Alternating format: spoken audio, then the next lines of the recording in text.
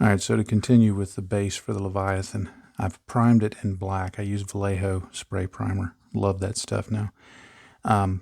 But when I'm using spray primers, if it's got a lot of texture on it like this, or if it's not getting down in the panel lines, I don't worry about it too much because you don't need everything absolutely coated with primer. You just need enough of the surface covered that paint's going to grip. But I do want the whole surface to be completely black so that it establishes shadows and just gives me a very dark base to work against. So all I'm going to do now is take some Vallejo flat black that I've thinned about 50-50 with water, and I'm just going to paint it all over everything.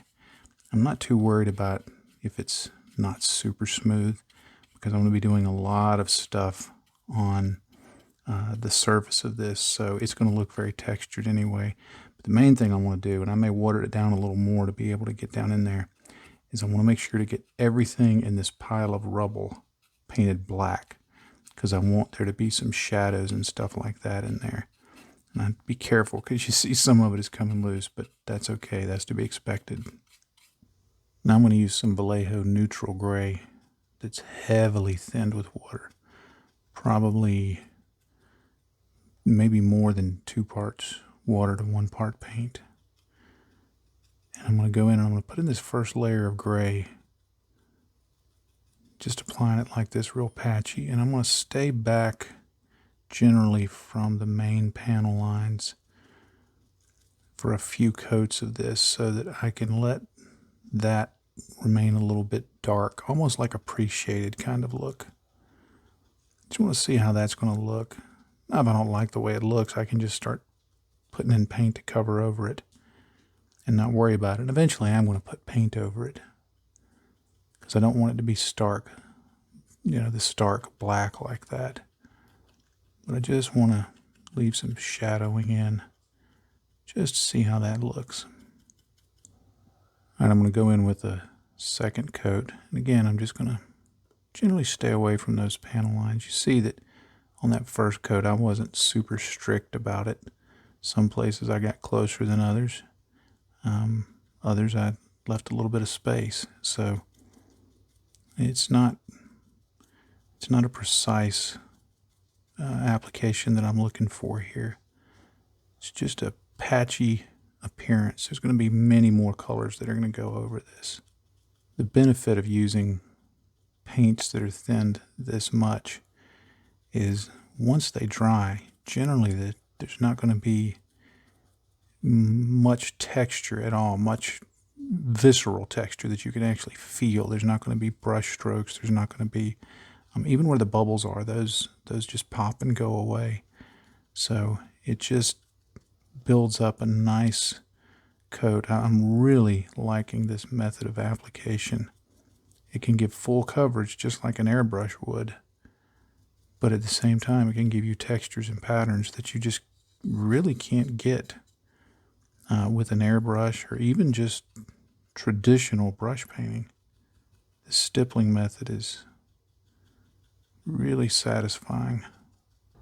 Right now I'm going to take a heavily thinned mix of this neutral gray and sky gray, 50-50 mix of these two, and I'm going to get this cheap makeup brush, and I'm going to start stippling that on around it like that. But this time I'm going to go over the black there. I'm just going to keep working it to get that patchy look. Now it covered over, I didn't thin it enough. It covered over more of that pre-shading effect than I wanted. So what I've done is I've just loaded this brush up with water because the paint was still fairly wet. So I just loaded it up with water. And I'm going to go back and I'm just knocking it back a bit to allow some of that to show through. And then I'm going to water the paint down. And I'm going to give it another coat just to see if I can get that effect that I want. If I don't, I'm not going to worry too much about it. no point in delaying a whole lot on this. Okay, this time I've got a mix that's 2 parts of the sky gray, 1 part of the neutral gray. And I've thinned it down even more. I'm just going to take it right up to the edge of those areas, just to give even more of a patchy appearance. A lot of times when you're doing stuff like this, it's not so much that you know what you're going for, but you head towards it in the anticipation that you'll know it when you see it. And that's definitely where I'm at in this process. Now I want to add a stripe running across the floor, just in this general direction. Again, with sticking with the kind of the theme of how I'm approaching this, I'm not really putting too much thought into what the stripe is for. I mean, other than to mark something on the surface. It might be, don't cross this line. It might be guides for vehicles moving around inside this structure. I don't know. Not too worried about it. So I'm going to lay this down. Now what I'm doing, because I don't want to pull that paint that I just put down, I don't want to pull it up because I just used a hairdryer to dry it. So it's not had much time to dry at all. It's dry, but it's not cured so much. So what I'm doing is I'm making sure to detack the tape here. Just doing it across my hand like that. The oils on your skin will help detack the tape. And that way you won't have to worry about it being quite so tacky and pulling stuff up. And then I'm just going to eyeball the width. I'm going to put it right there. Just like that. I'm using Citadel's Aberlin Sunset with just a touch of Vallejo's Sky Gray in it. And I've only thinned it down just a very little bit with water. I mean, just the barest amount, so it wasn't going to present much of a texture, because I don't want a lot of it getting up under that tape. And I'm not going for full coverage here. I'm just putting it in. I want it to, and I'll probably go back and do some chipping on the paint later, but if I can go ahead and have it start looking a bit splotchy, then all the better. I just had another idea. This is German black gray, or rather dark gray, I'm sorry, from Vallejo. All right, here goes nothing. That'll do, pig. That'll do. All right, now I'm going to put some Nuln oil into these panel lines very carefully. I've thinned it down with Lamy and medium to help it flow, and I'm going to have to do several coats of this, and I'm really going to need to, you've heard this before, I'm going to have to get off camera and do this up close because I can hardly see what I'm doing at this distance. But I'm just going to build this up. Now I put a little bit of the Lamy and medium in there. I'm using the new Nuln oil, the new formula. I did not put in the Lamy and medium because it's the new formula. I put in the Lamy and medium because I want it to flow better. So I would have done the same if I'd have used the old formula. And my choice of new formula versus old was the new formula was out on my desk. So not a real big bunch of logic went into that. But let me get up close so I can do this and get those panel lines in there. All right, I had to do some work off camera just so I could see what I was doing. So let me explain what I did. Those pipes that were running underneath, the unsevered ones, I painted those with Citadel's Balthazar Gold, just went in there and just painted across them, got them all painted as best I could in there without getting it everywhere. And I mainly chose that color just so that it would give a little bit of a metallic pop down there, but have enough contrast against the background that it would stand out. Then with these severed wires, I used this Lothern Blue from Citadel and Wild Rider Red. Now, the reason I chose those might be a little weird, but I used the same colors on the model itself for this cabling because I wanted a pop of color on the model.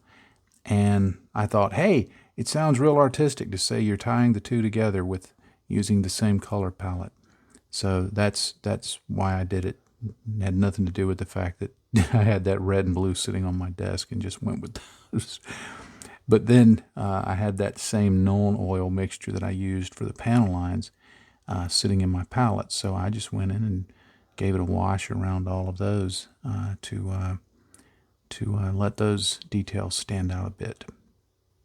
Now that Nuln oil that I had in my palette, I thinned it down heavily with water. And I'm just going to do some splattering here all around on the base. Because I figure, well, if you've ever been in a motor bay in a military base, or heck, even just a garage where you're getting your car worked on, the floor has all sorts of splatters. So I'm just going to put this on, and I may grab out some Agrax Earthshade. In fact, I think I will. And do the same thing. Just water it down and just splatter it on. All right, I can live with that. I use both the Nuln oil and the Agrax Earthshade. Just did different applications, thinning them down a little more. Some are heavier, some are lighter. Just kind of splattered stuff around and painted stuff on. Now to deal with the rubble. Now I'm going to paint the majority of it that's easy to get to with this just nappy old brush using Citadel's Screaming Skull. Because I want it to suggest some kind of rock or stone or something, concrete, something like that. But I don't want it to be such a gray color that it's going to be confused in any way with the underlying surface. I want this to appear fresh and new and like some event has taken place that would suddenly deposit all of this here. So I'm going to start with this base.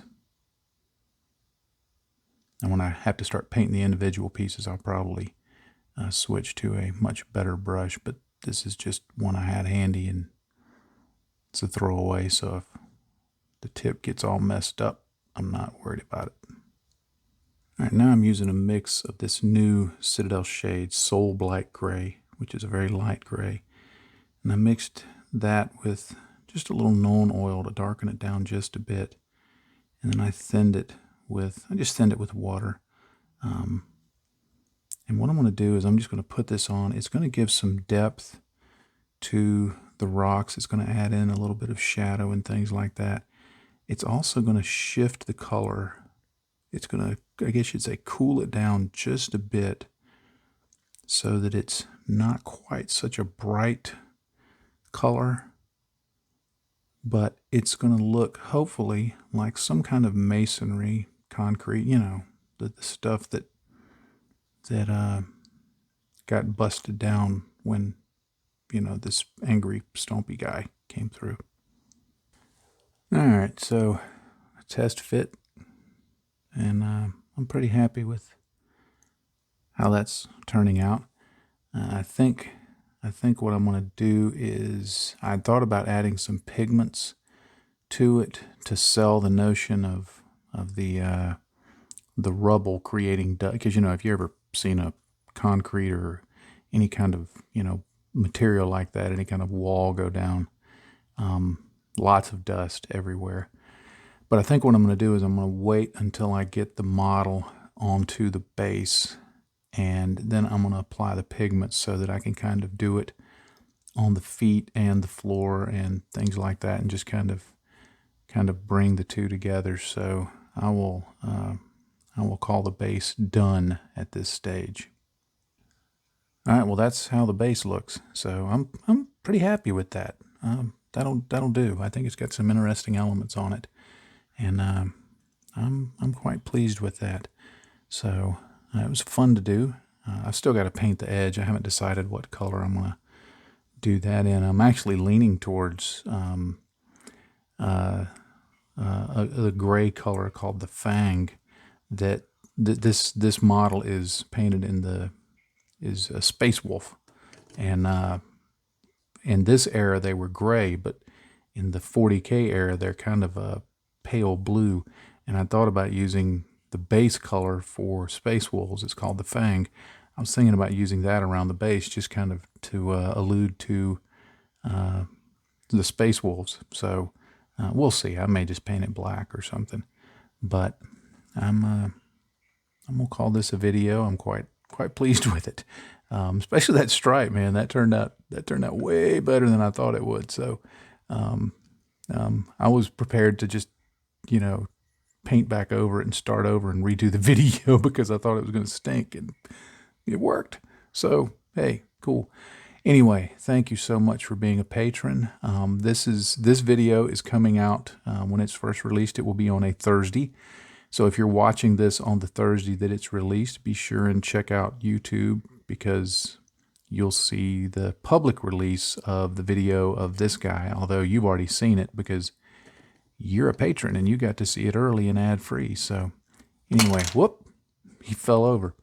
But anyway, thank you for being a patron. Thank you for supporting the work that I do. It's a blessing to me and my family, and we thank you for it. So I will just finish up by saying happy day to you, friends. Bye-bye.